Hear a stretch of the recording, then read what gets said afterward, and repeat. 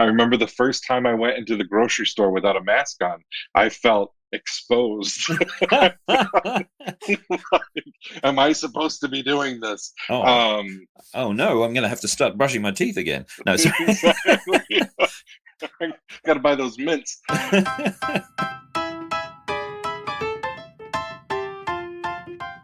Welcome to another episode of This Catholic Life. Conversations about life's ups and downs, big and small, how we deal with every situation imaginable, whatever life throws at us, but still manage to be sensible, practical, and joyful. Today's show is USA. We're going to compare some of the differences down on the grassroots level between how our good friend Rich Budd in the USA is doing in the mid-north, isn't it, Rich? Yeah, Michigan. Michigan, right. So, yeah. Of the USA, and compare that to how we're doing here in Sydney, which has to be said, I think you're going to come out favourably, but maybe I'm wrong about that. So to give you a kind of a background, Rich, we've had an outbreak here in Sydney. We seem to be missing most of the blast of COVID down here, but the Delta variant hit us here in Sydney via an aircraft crew and a careless driver, and we've had lots of cases ever since, and we've been shut up. We've been shut up in our houses where we don't have level indications. They just keep changing the regulations. Where you're supposed to be depends on where you live. How many kilometers you're allowed to go from your home for exercise. You're allowed out once a day for 1 hour of exercise. One person's allowed to go shopping from your house per day and only for 1 hour. Everyone has to wear masks, even if you're driving a car. And they've just now quite seriously started talking about vaccination passports, so that they're literally creating documents that will go with your driver's license that will prove you've been vaccinated and give you access to some things. So how does that compare with you guys? That's a bit more extreme, I will have to say. I hope extreme isn't I don't mean that in an offensive way. I just mean they're definitely more stringent. I think we have right now, so in the state of Michigan, which is not the worst, we're averaging about 1,500 to 2,000 a day. That's cases. That's cases. The deaths are, yeah, I don't mean to sound insensitive. The deaths don't seem to keep up. I was just looking at The the death rate. news. Yeah, exactly. Thank you.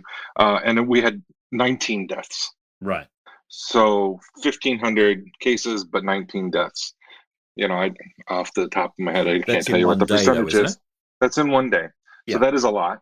Yeah. But it's nowhere near where we were when this first kind of came into full force in the spring of 2020. Do they designate in your area? Our news comes out every day and tells us how many people died. Now, I think the most we've had in Sydney here is 6 a day. But, I mean, that's still 6 too many. Absolutely, we should say that I clearly. 100% agree. 100% But agree. they then give a breakdown on how many of those had received 1 or 2 vaccines. So we have like websites and whatnot that we can go and follow the numbers, but we don't even get daily numbers. So Right. they'll give us 3 times a week, and they'll say, this is the total that we had in these past 2-3 days. And so it breaks down into this average, and we had this many deaths. Is that because do you think the public are just exhausted with it, or? I don't know why, to be honest with you. I mean, in general, so you mentioned some of the practices. I mean, we're allowed to go into stores without masks. We're encouraged to wear masks when we go into stores. It's not required. I think I saw something around 70% of people that were eligible for vaccinations have gotten them in the United States. Right. So some of the debate right now publicly is around the vaccines and why are the vaccine hesitant people not getting the vaccines, and we can talk about that. But our daughter's school, so our daughter just started kindergarten, and the county within the state has a health department, and the county has mandated that masks be worn in school now, starting this week. So there were a lot of people that were upset about that. There were some people that were relieved about that. And so, but just the fact that, that just returned, Right. and we haven't dealt with that We haven't dealt with a mask mandate since this past spring.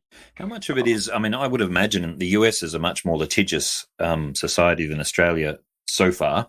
I would imagine that some of this would be organisations trying to cover their butts a little bit and say, we made the best effort possible. It's not our fault, kind of thing. Whereas if they didn't make any effort, maybe someone will sue them later. Well, yes, so that's been starting to pop up quite a bit around the vaccine Right. issue. We've had doctors that say, if you don't have vaccines, I won't treat you at all for anything. Wow. We've had some insurance companies float the idea out there that if you don't get the vaccine, they won't cover you. So that's where I think some of that's coming in. Now we've started to have a lot of conversation about companies that will not hire you. Right. Our military, I think, recently had a deadline. I think it's coming up next week that everybody in the military had to be vaccinated. Well, here in Australia, it's been limited so far to occupations which are dealing with very vulnerable people. So aged care workers, for example, it's not compulsory yet, but it's been very strongly pushed on those particular workers. And hard questions get asked when an unvaccinated person is otherwise careless and takes something quite deadly into an old folks' home. And that's a Absolutely. legitimate thing to ask. I have a dear friend who's working in the COVID testing lab, and they were required to have Sure. vaccines. So Yeah. it's, to some extent, that makes sense because you can still opt out of those things. But when people are talking about, so one of the rumors here is that the government, not the church, but the government is suggesting that they might open up places of worship with certain conditions, one of which being that you have a vaccination. Now, that creates a massive problem for people who can't be vaccinated, Absolutely. either for health reasons or perhaps they're under 12 years old. Does that mean we're saying this is not something for children? Yeah, it's interesting that you bring that up because we've even had some of our dioceses come out with mandates that anybody that would do any sort of ministry in that diocese, it could be just volunteer extraordinary ministers of Holy Communion, Right. had to have the vaccine. And so question is like, am I, you know, am I not able to work for the church if I have a autoimmune disorder or something like that? Yeah. Well, I think honestly, we should be getting back to some common sense. If someone has an aversion to the vaccine for some moral reason, and there's a genuine sense of choice that's still there in Catholic teaching, even if I think that, for example, that it's a prudent thing to do, I still must defend anybody else's right to make a choice on the matter. But I think I would take those choices a lot more seriously if the person involved took other precautions, like clearly demonstrated that they were, careful about transmission and careful about who they had contact with. And I have to admit, I'm a little bit sensitive to that because I have a vulnerable son. And so, I've always been a bit more sensitive to those things. Absolutely. It would help, I think, if the people making the most noise about against vaccines also took other precautions to demonstrate this is not a carelessness or a callousness in their behalf. Yeah, I agree. My sister just recently was in the hospital for 5 days because she had a severe case, and it was only 3 weeks after she gave birth to twins. So that even kind of complicated the matter. I'm kind of the same way as you. I try to, the Vatican had come out with their guidance on vaccines, and there was that one paragraph in there that said that it must always be mandatory.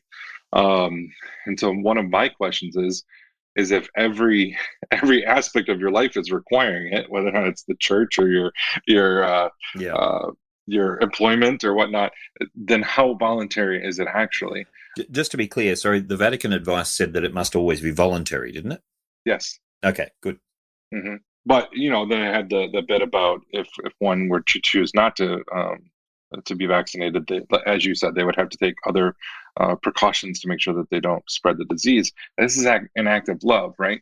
Yeah. And so, I think part of the problem that we see, I believe so many of our institutions have proven to be untrustworthy, that everybody has a source where they can go to and say the vaccine has no problems, or they Yep. could say, oh, the vaccine is killing everybody, and they're just hiding it. This is the trouble that we've kind of manufactured a message. I think you keep going back in the problems, though, because if you don't educate people to think through complex situations, they end up gravitating to very simple messages. And so you Mm-hmm. get people either saying you should completely trust everything everyone's telling you and get whatever the latest advice is, or completely distrust them and go to, conspiracytheory.com or something. Don't go there, listeners. I just made that address up, although it probably exists, and I don't want to be. But the point is that we don't seem to have a subtle understanding of these things, an examination of things. Even somebody who's outrageously wrong about many things can still be right about something important. But Mm-hmm. in Australia, one of the problems is the messaging kept changing. You can take this vaccine. We have a vaccine down here, which you guys I don't think have seen, AstraZeneca, which they said at one stage, you can't have this under, I think it was under 40, and then they changed it to under 50. It's changed, Yeah. and now they're saying anyone can have it as long as you get the right advice, and a huge amount of pressure now on all of us to take it. I understand the people that are hesitant and are like, this thing didn't exist a year ago, and now I'm, a social pariah if I'm a little hesitant about it. So, then at the same time, I also get the people that are like, listen, we're gonna keep getting locked down if we don't get vaccinated. Yeah, and people are So getting like the mental health thing is starting to build up, and the for need for sure, yeah. community and stuff. So, can you tell us about how you've got been much more in the thick of it than we have? How are you guys coping with the lack of community? How are you going about addressing that?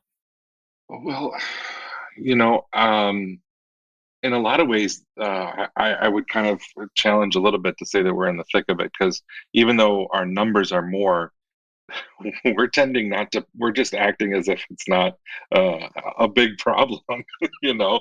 Um, People are still having birthday parties and get-togethers. Schools are in sessions, even our public schools. So it's not a thing of like a private school is in session, but a public school isn't.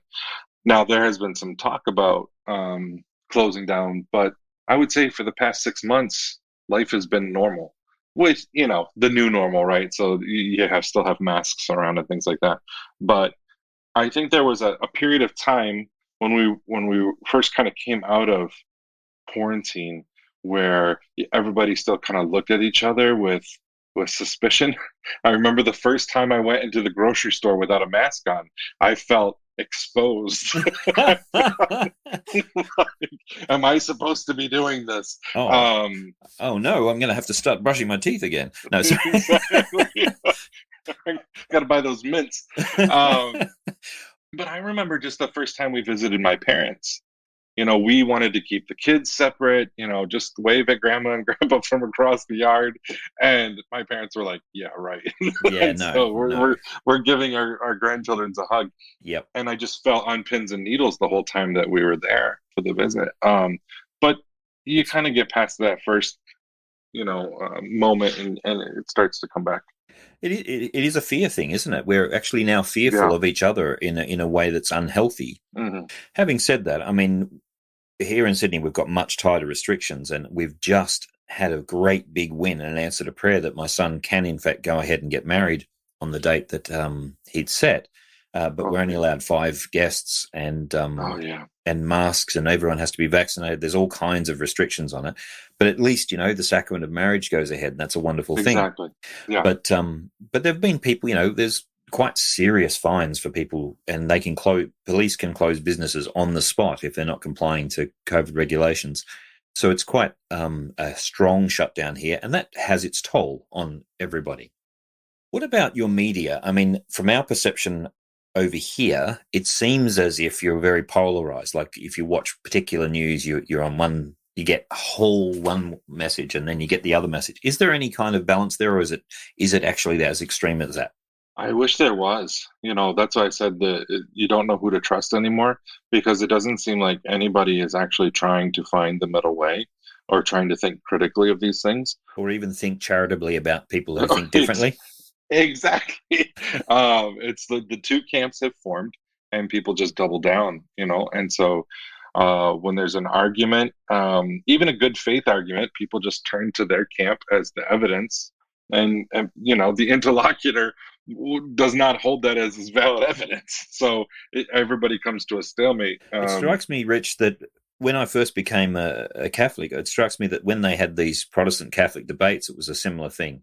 Everyone turned up and talked past each other and then congratulated themselves that their guy won. It never actually had any kind of exchange or of genuine try and understanding or genuine growth in friendships or anything. Yeah, it's very difficult. I was just speaking with my wife last week about vaccines and whatnot, and just kind of trying to figure out which direction to go in and whatnot. Just very frustrated that I didn't know where to get objective information, because everybody has a bias, Yeah. and so you can't make you're trying to make a mature kind of complex complex decision on a matter, and you can't do it because it seems like you're the only one in the world that's trying to do that. And the other thing is, mate, is that once you've made the decision and stuck with it, I know people who've made a different decision to me, but both of us have experienced this bombardment of other people sending emails to tell us how we're all going to die now because we've made the decision. You're going to die from the vaccine or without it. So there's a kind of a lack of I think just prudence and general kind of examination of it. One way I've approached it is to look at self-interest as a possible motivating factor. This is very cynical. I don't trust politicians to tell us the truth.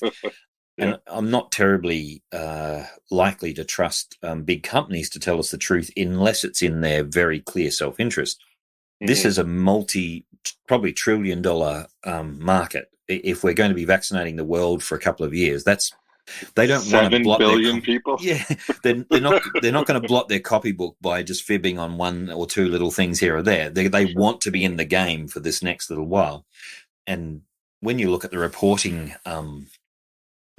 lines, the fact that the outcomes of these vaccines and of COVID are being reported at a level that's unprecedented. Like normally it's all handled in-house by companies, but everyone's looking so closely. I think some of these things can be relied upon if you've got numbers, but the trouble is they keep changing the language. In Australia, they stopped talking about people who died from COVID to people who died with COVID. Exactly. And you go, hey, what hang on, what's going on?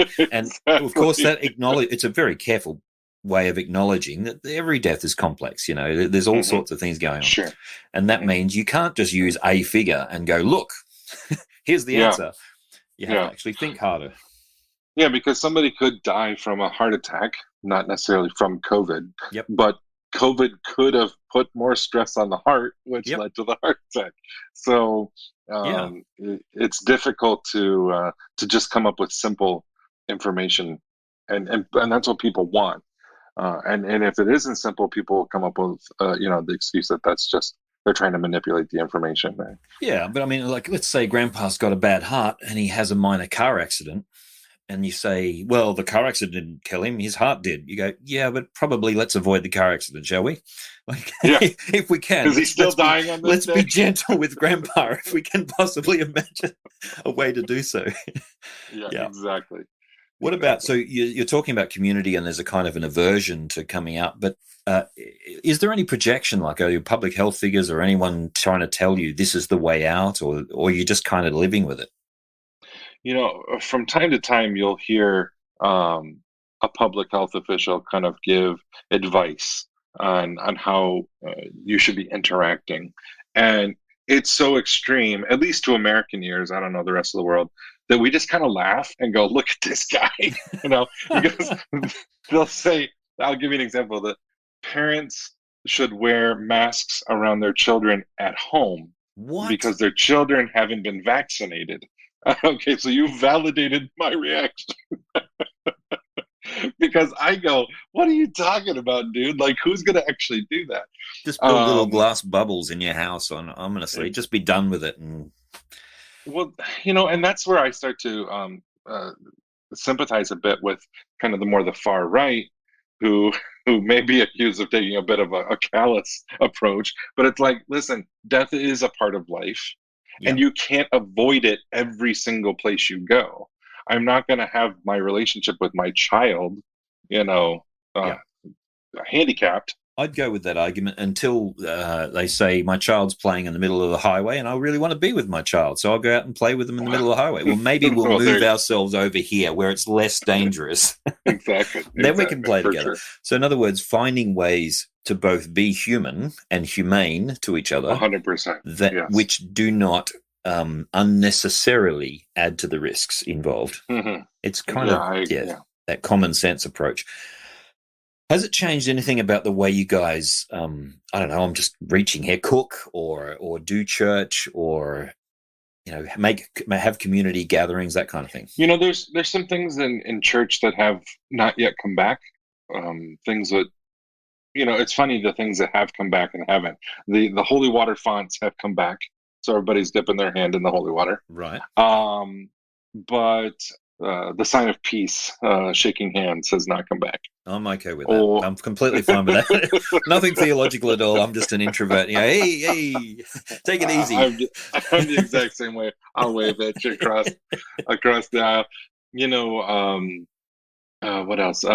In many places, they don't have the chalice available at communion, and so there's some. It's still noticeable that that's around. Most churches have a few pews that are still roped off for Yeah. people that don't want to have close contact and things like that. You know, when we first started opening up restaurants and whatnot, you had to wear your mask throughout the restaurant. You could take it off at the table, but if you got up from the table, you had to put your mask back on. Right. And I haven't been to a restaurant in a while, so I can't tell you if that's still happening. They're arresting people in Australia for not wearing masks in public. So, Oh yeah, we're not there. Um, in July, and then that's the other thing too. I don't know how the law works in Australia as much, but it really is separate states with their own rules. And so, yeah. for our state, we got rid of all mask mandates on July 1st, Right. and so I have noticed that more and more people are voluntarily wearing them in stores than were during the summer, and I think that's because of the Delta variant. And I wonder, mate, maybe you could reflect on this because you've had both. I wonder if it's a worse thing that people wear masks because they have to, because the government said you have to, and everyone sort of begrudges it, but we go along with it because it's the rules.